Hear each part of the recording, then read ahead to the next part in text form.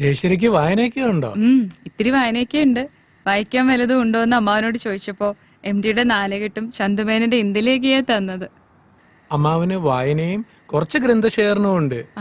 ആശാൻ അല്പം ശ്ലോക എഴുത്തും കൂടി ഉണ്ട്. അമ്മാവന് കവിത എഴുത്തുണ്ടോ? പിന്നെ ഉറപ്പായിട്ടുണ്ട്. വല്ലതും പ്രസിദ്ധീകരിച്ചിട്ടുണ്ടോ? എവിടെന്ന്? അങ്ങനെ ഡയറിയിൽ ചുമ്മാ എഴുതിക്കൂട്ടും, അത്ര തന്നെ. ബാക്കി കഥകളൊക്കെ നമുക്ക് നാളെ സംസാരിക്കാം.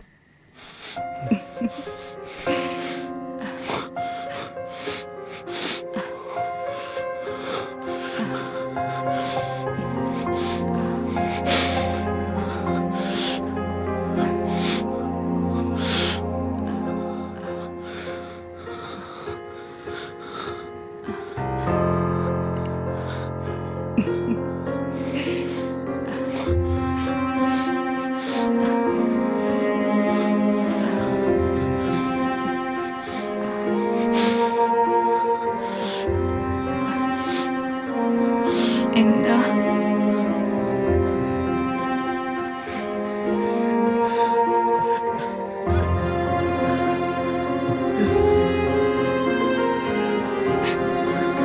എന്താ വിഷ്ണുവേട്ടാ?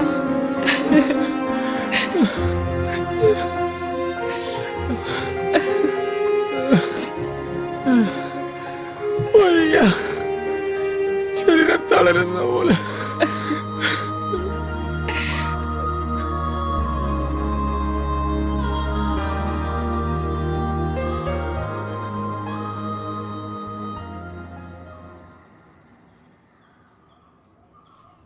ഞാൻ ഇനി എന്ത് ചെയ്യും?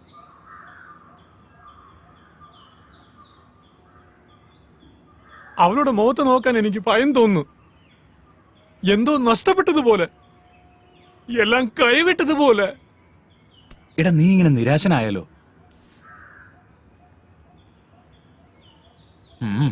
പറഞ്ഞത് നോക്കിയാ പരിഹാരമുണ്ട്. നേരോ? എടാ, വയാഗ്ര പോലുള്ള ഇംഗ്ലീഷ് മരുന്നുകൾ കഴിച്ചാൽ സൈഡ് എഫക്റ്റ് ഉണ്ടാവും. അതുകൊണ്ട് നമുക്ക് ആയുർവേദം കഴിച്ചാലോ? അതാവുമ്പോ സൈഡ് എഫക്റ്റ് ഇല്ലല്ലോ.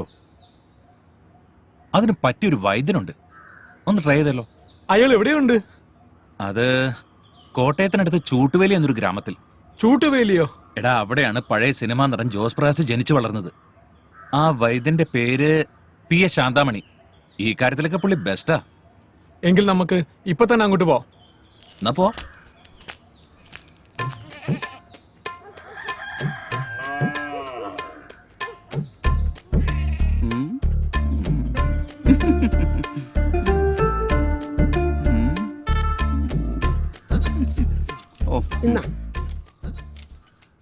അരി 2 കിലോ, മുളക് പൊടി 250 ഗ്രാം, മല്ലിപ്പൊടി 150, ഉപ്പ് 1 പാക്കറ്റ്, ചിക്കൻ 2 കിലോ. അയ്യോ വൈദ്യരെ, ഇത് മരുന്നിന്റെ കുറിപ്പല്ലത്.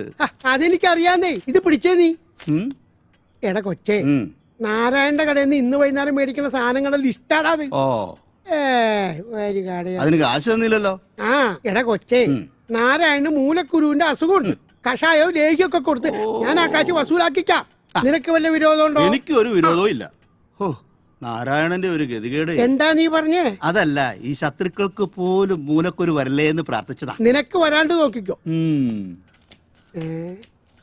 എന്ത് പറ്റി? കുട്ടി ഓറഞ്ച് തിന്നുകയായിരുന്നു. അല്ലി മണത്തപ്പോ ഒരു കുരു മൂക്കിപ്പോയി. ഓ, ഒന്നാണോ അതിൽ കൂടുതലുണ്ടോ? അതറിയത്തില്ല. മോനെ, മേൽപോട്ട് വലിക്കൂ. മേപ്പോട്ട് മേപ്പോട്ട്. അങ്ങനെ തന്നെ കീഴ്പോട്ട് വലിക്കൂ. കീഴ്പോട്ട് വലിക്കൂ. അങ്ങനെ പല പ്രാവശ്യം ചെയ്യും. മേപ്പോട്ട് കീഴ്പോട്ട്. മേപ്പോട്ട് കീഴ്പോട്ട്. മേപ്പോട്ട് കീഴ്പോട്ട്.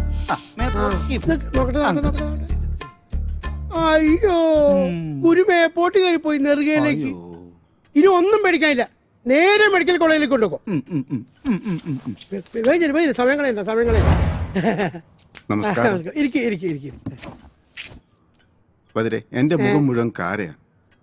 ഇത് മാറാൻ ഒരു മരുന്നതാ. എന്താ നിനക്ക് ഇത്ര സുന്ദരക്കുട്ടപ്പനാവാനുള്ള താല്പര്യം? എനിക്കൊരു പ്രേമുണ്ട്. കാര കാരണം അവളെ അടുക്കുന്നില്ല. ഓ, മോനൊരു കാര്യം ചെയ്യേ, ഈ കൈയും കൂടെ മറ്റേ പിടിച്ച് ഇത് കൊണ്ടുപോയി അവളെ വിചാരിച്ച് മുഖത്ത് വെട്ടുക. നിന്റെ കാര്യം പോവും, അവളെ നിനക്ക് സ്വന്തമായിട്ട് കിട്ടുകയും ചെയ്യും. എന്താ പോരെ? കാശ് നോക്കുന്നില്ല വൈദ്യരെ.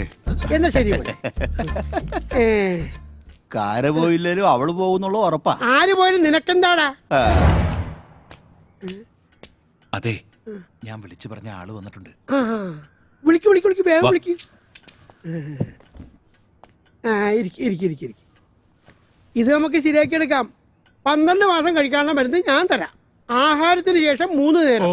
ഇനിയുള്ള കാര്യമാണ് നിങ്ങൾ ശ്രദ്ധിക്കേണ്ടത്. നിങ്ങളുടെ ഭാര്യ കൂടെ സഹകരിച്ചാലേ ഇതിന് പരിഹാരം ഉണ്ടാക്കാൻ പറ്റൂ. അതെ അതെ ഇനിയുള്ള 12 മാസം നിങ്ങളുടെ ഭാര്യയായിട്ട് ബന്ധപ്പെടാൻ പാടില്ല. എന്ന് വെച്ചാൽ പരസ്ത്രീകളുമായിട്ട് ബന്ധപ്പെടാമെന്നല്ല, ആരുമായിട്ട് ബന്ധപ്പെടാൻ പാടില്ല. പിന്നെ ലഹരി ഉപയോഗം വേണ്ടാന്ന് വെക്കണം. ഇതിനെല്ലാം റെഡി ആണെങ്കിൽ നാളെ മുതൽ ഞാൻ മരുന്ന് തരാം. അത് തന്നെ. ആ ശരി. ആ ശരി ഓക്കെ ശരി, വൈദ്യരെ. ശരി വൈദ്യരെ. ശരി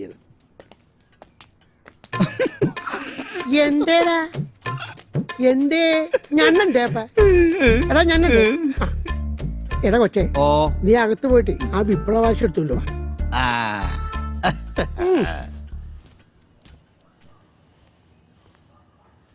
നല്ല അനുസരണയുള്ള കുട്ടിയെ പോലെ വൈദ്യര് പറഞ്ഞ കാര്യം ചേട്ടനെ ഉൾക്കൊള്ളണം.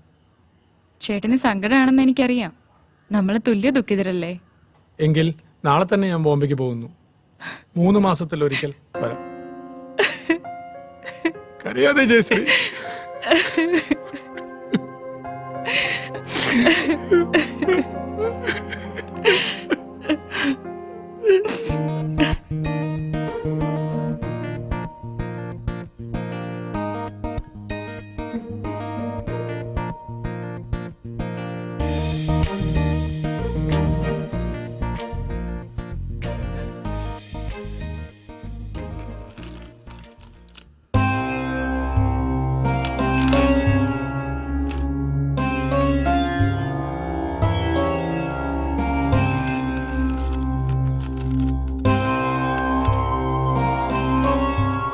നാളെ കാണാൻ പോകുന്ന പെൺകുട്ടിയുടെ പേരെന്താന്നാ പറഞ്ഞേ? ജയശ്രീ തമ്പുരാട്ടി, നിലമ്പൂർ തിരുവല്ലം കോവിലകം. ഒരു മുജ്ജന്മ ബന്ധം കാണുന്നു. മുജ്ജന്മ ബന്ധം? ആ, മുജ്ജന്മ ബന്ധം. അതിൽ ഭയപ്പെടേണ്ട കാര്യമില്ല. കൂടുമാറ്റം എന്ന് പറയും. കണക്കിൽ അത്രയ്ക്കൊരു സൂചന കാണുന്നു. അതൊന്ന് സൂചിപ്പിച്ചെന്നേ ഉള്ളൂ. അതിന് ദോഷം വല്ലതും? ദോഷമുണ്ട്, അതിന് പ്രതിവിധിയുമുണ്ട്. വിഷ്ണുവിൻ്റെയും ഭദ്രന്റെയും പേരിൽ ഒരു ഹോമം നടത്തണം. ദോഷങ്ങളെല്ലാം മാറും. എങ്കിലും സൂക്ഷിക്കണം. ബേസിക്കലി ഞങ്ങൾ ആലപ്പുഴക്കാരാ. ജെസ്സിയുടെ മമ്മ നേരത്തെ പോയി, ഇവളുടെ 5ാമത്തെ വയസ്സിൽ. വിഷ്ണുവിന്റെ ഡേറ്റ് ഓഫ് ബർത്ത് എന്നാ? 1990 ഓഗസ്റ്റ് 5. ജയശ്രീയുടെ date of birth 1993 December 23 5 PM. 5 PM. എൻ്റെ ജെസ്സി മരിച്ച അതേ ദിവസം, അതേ സമയം. ഇവൾ എൻ്റെ ജെസ്സിയാണോ?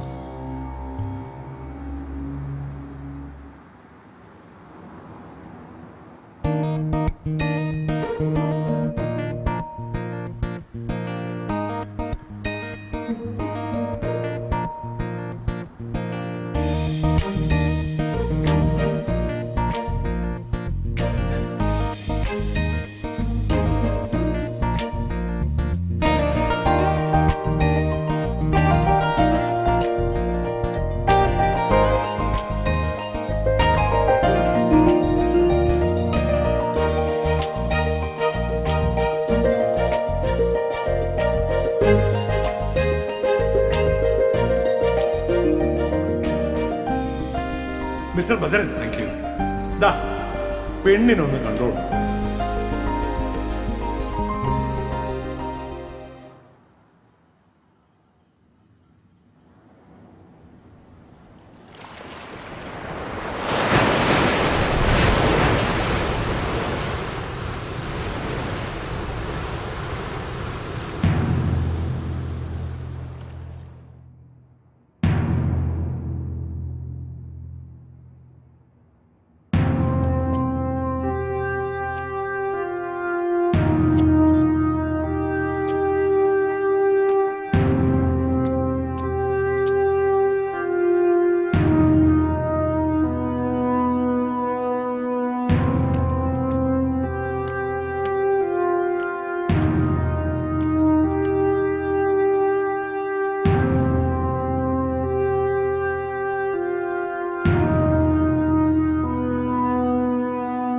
ആ കൊച്ചിന്റെ കല്യാണം കഴിഞ്ഞു മോനെ.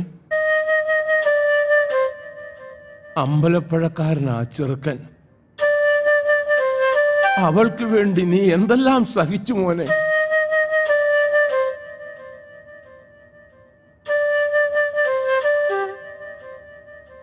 ഇത് പറയാനാണോ അങ്ങോട്ട് വന്നത്?